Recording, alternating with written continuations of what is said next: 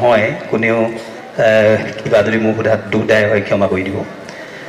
বৰ্তমান মানৱ সমাজত দেখা দিয়া অসূয়া, অপ্ৰীতি, হিংসা, বিদ্বেষ গোটেইখনে যেন মানৱ সমাজ ছাতি ধৰিছে।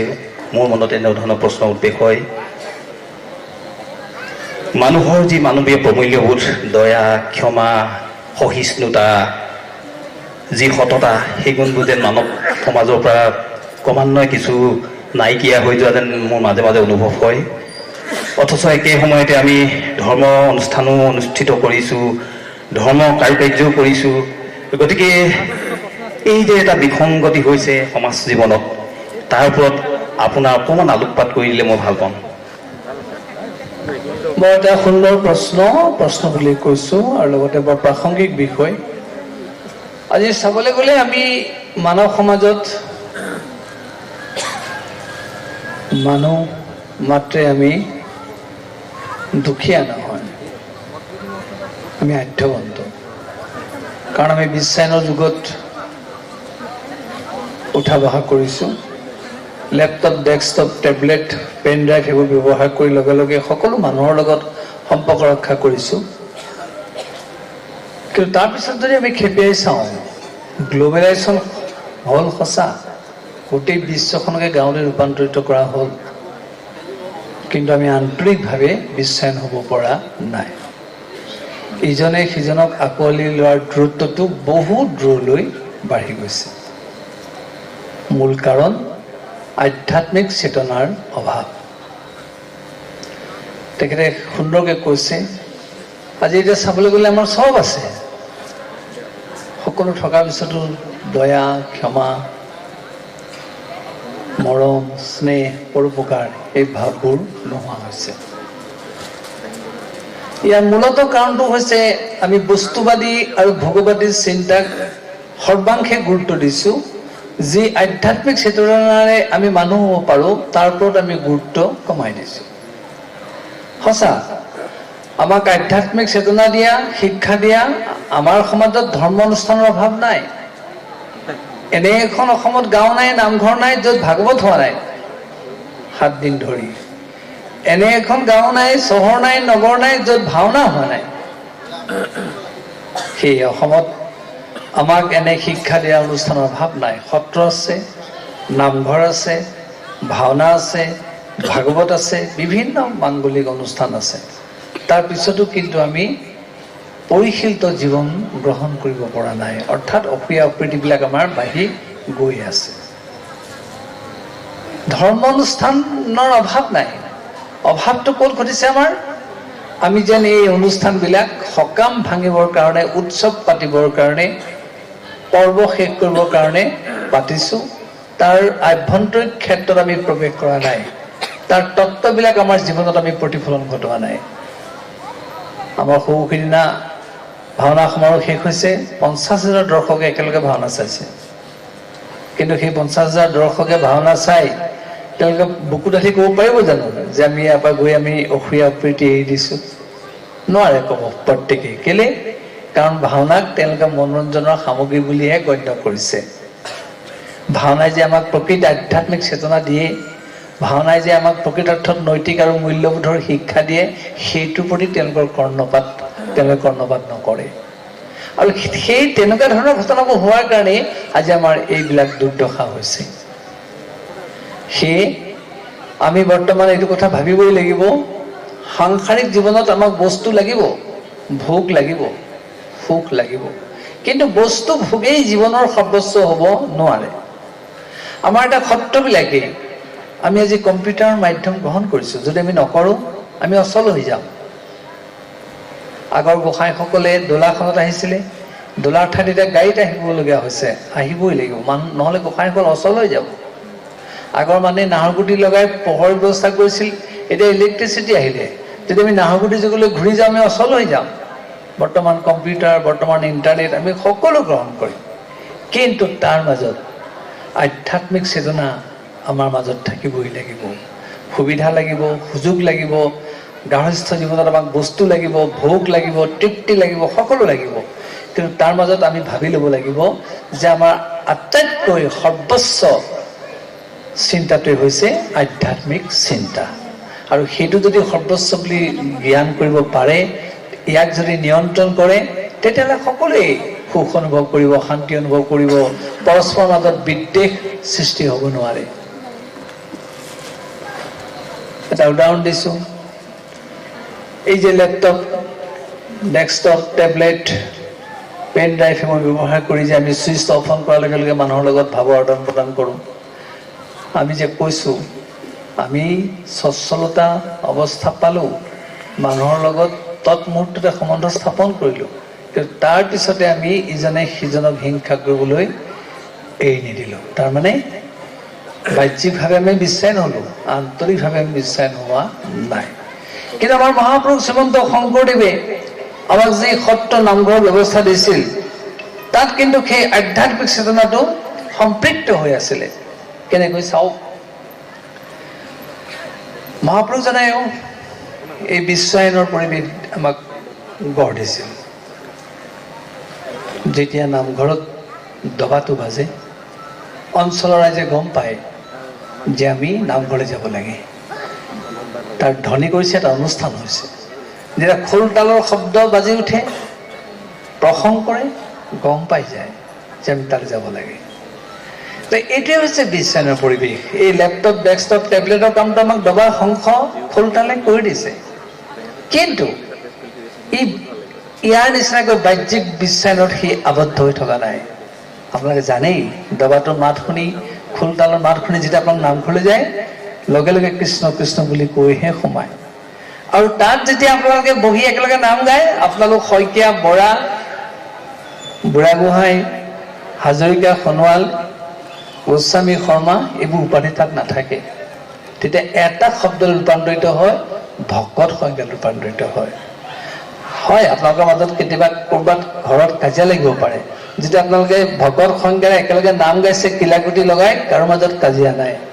এইটোৱেই হ'ল আধ্যাত্মিক চেতনা। গতিকে মহাপুৰুষজনে আমাক সত্ৰ নামঘৰৰ যোগেদি এইদৰে আধ্যাত্মিকভাৱে আমাক সমৃদ্ধ কৰিছে। সেয়ে আমি পুনৰ ক'ব খোজো, আধ্যাত্মিক চেতনা যেতিয়া থাকিব, তেতিয়া আমি সঁচাকৈ অসূয়া প্ৰীতি আৰু এইবিলাক যিবোৰ হিংসা দেশ, এইবোৰ আমি নাইকিয়া কৰিব পাৰিম। আৰু তাৰ লগতে তিনিটা কথাত মনোযোগ দিবই লাগিব। সত্য, ৰজ, তম তিনিটা গুণেই মানুহক জন্মৰ পৰা স্পৰ্শ কৰি আহে।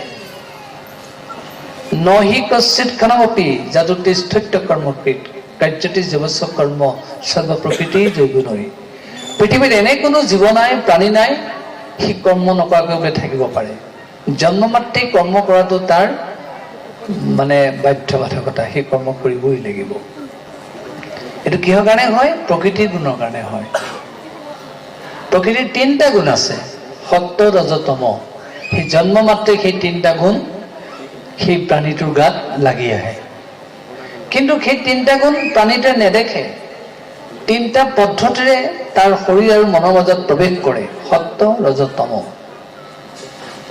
তাৰে সত্য গুণটোৰ উদ্দেশ্য হৈছে সত্যাত সংজায়তে জ্ঞানম। সত্য গুণে মানুহক কেৱল জ্ঞান দিয়ে। ৰজস লোভ এবচ প্ৰমাদ মোহ তমসু ভৱত অজ্ঞান ব্যৱচ। ৰজগুণটোৱে লোভ জন্মায় আৰু তামসিক গুণটোৱে প্ৰমাদ, অন্ধকাৰ, বলিয়ালি ভাৱ সৃষ্টি কৰে। আমি সহজে অনুভৱ কৰিছোঁ আমাক কোনটো গুণ লাগে। আমাক সত্য গুণ লাগে, আমাক বলিয়ালি গুণ নালাগে, লোভ মোহ সৃষ্টি কৰা গুণটো নালাগে। তত্ত্বস্য সেইবিলাকে কিন্তু আমাক স্পৰ্শ কৰে। আমি যদি সতৰ্ক হওঁ, সেইবিলাকক আমি নিয়ন্ত্ৰণ কৰিব পাৰোঁ। কাৰণ সত্য, ৰজ, তম তিনিটা গুণ মানুহৰ মন আৰু শৰীৰৰ মাজত প্ৰৱেশ কৰে তিনিটা বাটেৰে। মূলতঃ খাদ্য, বাক্য বচন, আচৰণ। যি মানুহে কেৱল সাত্বিক আহাৰৰ ওপৰত গুৰুত্ব দিব, তাৰ অধিকাংশ জ্ঞান উদয় হ'ব। যি মানুহে কেৱল ৰাজসিক আহাৰৰ ওপৰত গুৰুত্ব দিব, তাৰ সেই লোভ মোহ বৃদ্ধি কৰা ভাৱটো বেছিকৈ বৰ্ধিত হ'ব। আৰু যি মানুহে কেৱল তামসিক আহাৰ খাব, তাৰ সেই বলিয়ালি ভাৱটো সৃষ্টি কৰাত সহায় কৰিব। সেই খাদ্যৰ যোগেদি মানুহৰ এই ভাৱনাবিলাক সলনি হয়। যেনে সাত্বিক আহাৰ কোনবিলাক? আয়ু সত্য বল আৰোগ্য সুখ প্ৰীতি বিবৰ্ধনা ৰস্যা স্নিগ্ধা স্থিৰা হৃদা আহাৰা সাত্বিক প্ৰিয়া। যিবিলাক আহাৰ ৰসাল, যিবিলাক আহাৰ স্নিগ্ধ চফা পৰিষ্কাৰ, যিবিলাক আহাৰ আয়ুস বৰ্ধক, সেইবিলাকক সাত্বিক আহাৰ বুলি কৈছে। সেই আহাৰ যিসকলে খোৱাত গুৰুত্ব দিব তেওঁৰ মনটো তেনেকুৱা হ'ব, শৰীৰটো তেনেকুৱা হ'ব।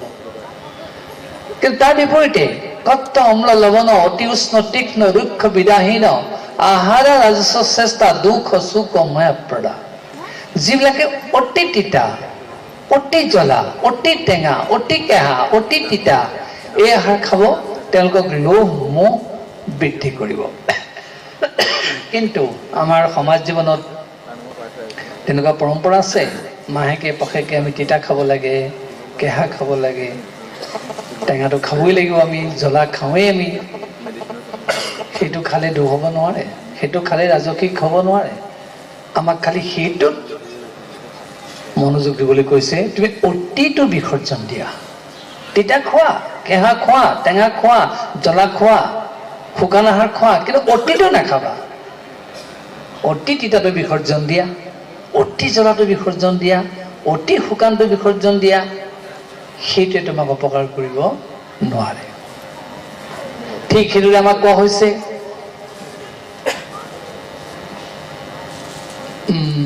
তামসিক আহাৰ জাত জামং গত ৰসং, যে যিবিলাক আহাৰ বাঢ়ি হোৱা, যিবিলাক আহাৰ গেলি পচি যোৱা, যিবিলাক আহাৰ দুৰ্গন্ধ লোৱা, সেইবিলাকক তামসিক আহাৰ বুলি কৈছে। জাত জামং গত ৰসং পূৰ্জি যত উচ্ছিষ্টমপি মধ্যম ভোজন তামস প্ৰিয়ম। তামসিক গুণৰ অধিকাৰীসকলে সেইবিলাক প্ৰিয় আহাৰ বুলি গ্ৰহণ কৰে, যিবোৰ দুৰ্গন্ধ লোৱা, গেলি পচি যোৱা, বাঢ়ি হোৱা। আৰু তেনে আহাৰ যদি কোনোবাই খায়, তেওঁৰ প্ৰমাদগ্ৰস্ত ভাৱটো আহিবই, অন্ধকাৰ ভাৱ সৃষ্টি হ'বই, বলিয়ালি ভাৱ আহিবই, অতি উত্তেজনাৰ ভাৱটোৰ সৃষ্টি হ'বই। গতিকে আমি যদি এই তিনিটা আহাৰত গুৰুত্ব দিওঁ, তেতিয়াহ'লে আমি সতৰ্ক হ'মেই। অৰ্থাৎ তামসিক ৰাজসিক আহাৰ আমি নিয়ন্ত্ৰণ কৰি সাত্বিক আহাৰ বেছিকৈ খাম, তেতিয়া আমাৰ মনটো সাত্বিকী পৰায়ণ হৈ থাকিব, কেৱল আমাক জ্ঞানেই দি থাকিব, বিবেকৰ বিচাৰ দি থাকিব। কিন্তু তামসিক ৰাজসিকক গুৰুত্ব দিলে ই বিবেকৰ বিচাৰটো বন্ধ কৰি দিব, হৃদয়ৰ অনুভূতিৰ দুৱাৰখনো বন্ধ কৰি দিব। সেইকাৰণে মানুহক প্ৰভাৱান্বিত কৰে খাদ্যই। ঠিক তেনেকৈ বাক্য বচনে, শব্দ প্ৰদূষণৰ যোগেদিও মানুহ উদ্ভ্ৰান্ত হয়, মানুহৰ হৃদয়বিলাক নিশকতীয়া হয়। আমাক ভাল বচন ক'বলৈ কৈছে, কাৰোবাৰ খং উঠিলেও মাৰ্জিত শব্দহে ক'বলৈ কৈছে। কোনো কাৰণতে অশালীন শব্দ যাতে ব্যৱহাৰ কৰা নহয়, উদ্ভট শব্দ ব্যৱহাৰ কৰা নহয়, আৰু অতি অশ্লীল শব্দ যাতে ব্যৱহাৰ কৰা নহয়। কিন্তু আমি সেই কথাত সতৰ্ক নহওঁ। আপোনালোকে নিশ্চয় নাই, কিন্তু কোনোবা গাঁৱত আমি শুনিবলৈ পাওঁ, যেতিয়া ল'ৰা ছোৱালী ৰাতিপুৱা শুই উঠা দেৰি হয়, তেতিয়া মাকে কি বুলি কয় জানেনে? আপোনালোকে কণী নকয় নাজানো, নকয় চাগে, কিন্তু সেই তেনেকুৱা গাঁৱবিলাকত কৈ দিয়ে, এই মৰাটো নুঠকিলে। যিগৰাকী মাকে 10 মাহ 10 দিন তাক গৰ্ভত ৰাখি সন্তানটো জন্ম দিলে, সেই মাকে যদি খঙৰ ভঙকত মৰাটো বুলি ক'লে, তাক আৰু বেলেগে অভিশাপ দিব নালাগে। আৰু যদি কেতিয়াবা কৈ দিয়ে ই এতিয়া খাই খায়ে মৰিব, তাৰ অকাল মৃত্যু বেলেগে কামনা কৰিব নালাগে। এইবোৰ শব্দ ব্ৰহ্ম। সেই শব্দ যে প্ৰয়োগ কৰিছে, তাক ক্ৰিয়া কৰিছে, তাৰ 100 বছৰ ঠাইত 40-30 বছৰলৈ আয়ুস নামি আহিছে। মাকে তাক আশীৰ্বাদ দিয়ে, বৰঞ্চ সতৰ্ক নোহোৱাৰ কাৰণে, এই শব্দ প্ৰয়োগৰ কাৰণে ল'ৰাটোকে ওলোটাই অভিশাপ দিলে। কিন্তু তাৰ বিপৰীতে আপোনালোকে চাওক, যশোদাই কৃষ্ণক জগাওঁতে কি শব্দ ব্যৱহাৰ কৰিছিল? যশোদাৰতো খং উঠিছিলে, মানিবলৈ ৰুচি বিচাৰি ফুৰিছিলে, তথাপিতো এনেকুৱা মৰাটো বুলি কোৱা নাছিলে। কি বুলি কৈছিলে যশোদাই কৃষ্ণক জগাওঁতে? উঠা উঠা চান্দ বয়ন, উঠা উঠা নীলমণি, উঠা উঠা বাপু কৃষ্ণ। দেখিছেনে কিমান সুন্দৰকৈ খং উঠিছে যশোদাৰ, কিন্তু এইবোৰতো বিভৎস শব্দ প্ৰয়োগ কৰা নাই, ইমান সুন্দৰ শব্দ কৃষ্ণক জগাইছে। সেয়ে আমি যশোদা হ'ব নোৱাৰিব পাৰোঁ, কিন্তু মাৰ্জিত শব্দ প্ৰয়োগ কৰাৰ কাৰণে আমি সতৰ্ক হ'বই লাগিব। যদি আমি নহওঁ, ল'ৰা ছোৱালী উদ্ধত আচৰণ কৰিবই, মৃত্যু অকাল মৃত্যু নামি আহিবই। গতিকে আমি প্ৰত্যেক পিতৃ মাতৃয়ে খাদ্যৰ ক্ষেত্ৰত, শব্দৰ ক্ষেত্ৰত আমি সজাগ সতৰ্ক হ'বই লাগিব। আৰু ঠিক আচৰণ, যিটো উদ্ভট আচৰণ বুলি কোৱা হয়, তো সেয়ে আমি ক'ব খোজোঁ, যি তিনিটাই মানুহৰ মন আৰু শৰীৰত ক্ৰিয়া কৰে, সত্য ৰজ তম, এই তিনিটাৰ ওপৰত যদি মানুহে গুৰুত্ব দিয়ে, জীৱনত প্ৰতিফলন ঘটাবলৈ চেষ্টা কৰে, তেতিয়াহ'লে সেই মানুহ উদ্ভট আচৰণশীল নহয়, আৰু সেই মানুহ তামসিক গুণগ্ৰস্ত নহয়, আৰু সেই মানুহৰ এটা চিন্তা শক্তি থাকিব, বিবেকৰ বিচাৰ থাকিব, হৃদয়ৰ অনুভূতি থাকিব। আৰু আমি ভাবোঁ এইখিনি কথাত যদি মনোযোগ দিয়ে, অসূয়া অপ্ৰীতি হিংসা দেশ, ইয়াক মাৰি পেলা, ইয়াক কাটি পেলা, এই ভাৱবিলাক নাইকিয়া হৈ যাব। আপোনালোকে বেয়া নাপাব, আইসকলৰ সন্মুখতে কোনোবা এটা ল'ৰাক যদি সন্তান এটাক কোনোবাই অপঘাত কৰিছে, আমাৰ আইসকলে কেতিয়াবা কৈ দিয়ে, ইয়াকে এসেকা দি দে। কিন্তু দ্ৰৌপদীয়ে তেওঁ 5টা শিশু কটাৰ পিছতো এসেকা দি দিয়ে বুলি নক'লে। অশ্বত্থামাক বান্ধি আনোতে ক'লে, আৰ্যপুত্ৰ তুমি যেনেকৈ বান্ধি আনিছা, মই এগৰাকী নাৰী হৈ, মাতৃ হৈ মই দুৰ্দশা চাব নোৱাৰোঁ, তুমি এই বান্ধটো খুলি দিয়া। কাটিবতো নোৱাৰাই, বান্ধটো খুলি দিয়া। গতিকে আমাৰ আইসকলো দ্ৰৌপদী হ'ব লাগিব।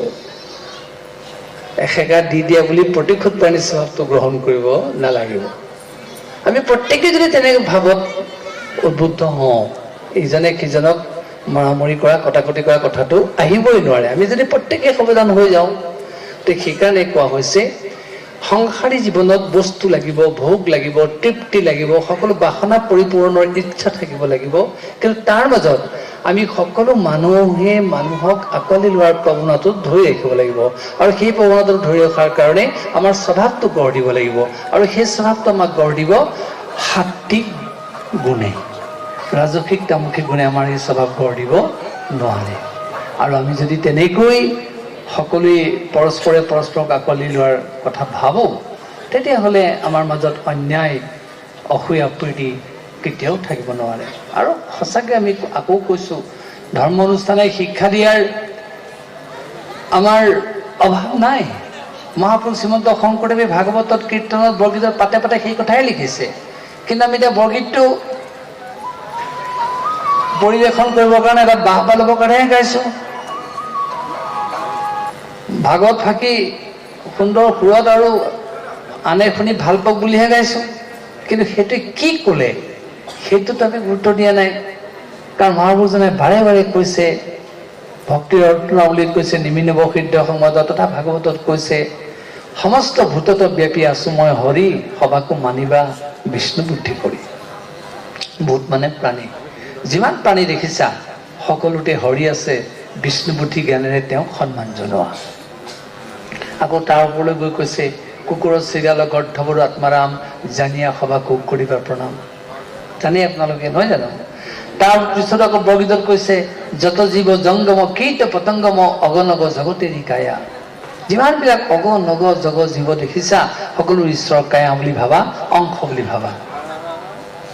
চাওকচোন কিমান উদাৰতাৰে আমাক এনেদৰে সকলোৰে সৈতে সম্প্ৰীতি স্থাপন কৰিবলৈ কৈছে। কিন্তু আমি আজি সেই পদবিলাক আনে শুনিবলৈ ভাল হওক বুলি সুন্দৰকৈ গাইছোঁহে, বা বৰগীত গাইছোঁ এটা অনুষ্ঠানৰ আৰম্ভণি ঘটক বুলি, কিন্তু ইয়াৰ প্ৰকৃত তত্ত্বটোৰ ভিতৰত আমি সোমোৱা নাই। আৰু সেইবিলাক আমি যদি আয়ত্ব কৰোঁ, এই ভাৱবিলাক আমাৰ সঁচাকৈয়ে নাইকিয়া হ'ব। গতিকে সেই আমি কথাখিনি এনেদৰে আপোনালোকক জনালোঁ যে আমি প্ৰত্যেকে যদি সজাগ সতৰ্ক হওঁ, আমাৰ আচৰণত, খাদ্যত, বচনত আৰু এই তিনিটা কথাত যদি আমি সতৰ্ক হওঁ তে আমি এইবিলাক নাইকিয়া কৰিব পাৰিম। আৰু তাতোতকৈ ডাঙৰ কথা, আহাৰ নিদ্ৰা ভয় মৈথুনঞ্চ সামান্য মেতত পশুভি নাৰানাম ধৰ্মহিতে সমধিক বিশেষা ধৰ্মেণ হীনা পশুভি সমানা। আহাৰ নিদ্ৰা ভয় মৈথুন পশুৰ আছে, মানুহৰ আছে। যদি মানুহ পশুৰ নিচিনাকৈ আবদ্ধ হৈ থাকে তেতিয়াহ'লে মানুহ আৰু পশুৰ মাজত পাৰ্থক্য নাথাকিব, সকলো একেকাৰ হৈ যাব। কিন্তু আমি কোনেও পশু হৈ থাকিবলৈ নিবিচাৰোঁ। আৰু পশুৰ চিন্তাটো একাত্ম চিন্তা, আত্মকেন্দ্ৰিক চিন্তা। মানুহৰ চিন্তাটো কেৱল আত্মকেন্দ্ৰিক চিন্তা নহয়, মানুহৰ চিন্তা আছে সামূহিক চিন্তা। আপোনালোকে চাব, কুকুৰ এটাই খাই থাকিলে তাৰ পোৱালিটোৱে যদি খাবলৈ যায় সি ঘেংকে মাৰি তাক আঁতৰাই দিব। কিন্তু মানুহৰতো এইটো স্বভাৱ নহয়। আৰু মানুহ সেইকাৰণে শ্ৰেষ্ঠ, আৰু সেইকাৰণে মানুহৰ দুৰ্লভ জনম বুলি কৈছে যে আমি যদি এই সামূহিক প্ৰীতিটো ৰাখিব পাৰোঁ, অকল নিজৰ পৰিয়ালটো নিজৰ কথাটোতে আবদ্ধ নাথাকি যদি সকলোৰে আমি কথা ভাবোঁ, আমি সঁচাকৈ মানুহ হ'ম। মানুহ য'ত হুচ আছে সেই মানুহ। গতিকে আমি এই চেতনাৰে উদ্বুদ্ধ হ'লে পৰস্পৰে পৰস্পৰক আঁকোৱালি লোৱাৰ প্ৰৱণতা আহিবই। কাৰণ আমি সকলো মানুহ এদিন আহিছোঁ, এদিন যামগৈ। গতিকে মই যদি ভালে আছোঁ তেওঁ ভালে থাকক, মই যদি ভালকৈ খাইছোঁ তেওঁ ভালকৈ খাওক, মোৰ যদি কিবা অকণমান আছে মই তেওঁকো অকণমান দিওঁ। এই যিটো প্ৰৱণতা যদি থাকে তেতিয়াহ'লে সেই মানুহৰ মাজত কটাকটি মৰামৰি ক'ৰ পৰা আহিব?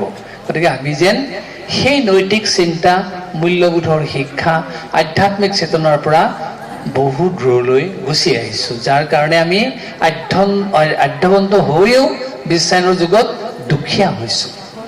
গতিকে আমি এই দুখীয়া হোৱাৰ প্ৰৱণতাটো যদি নাইকিয়া কৰিব পাৰোঁ, সঁচাকৈ তেখেতে উত্থাপন কৰাৰ দৰে আমাৰ অসূয়া অপ্ৰীতি, দেশ হিংসা আমি বহু পৰিমাণে নাইকিয়া কৰিব পাৰিম। ধন্যবাদ।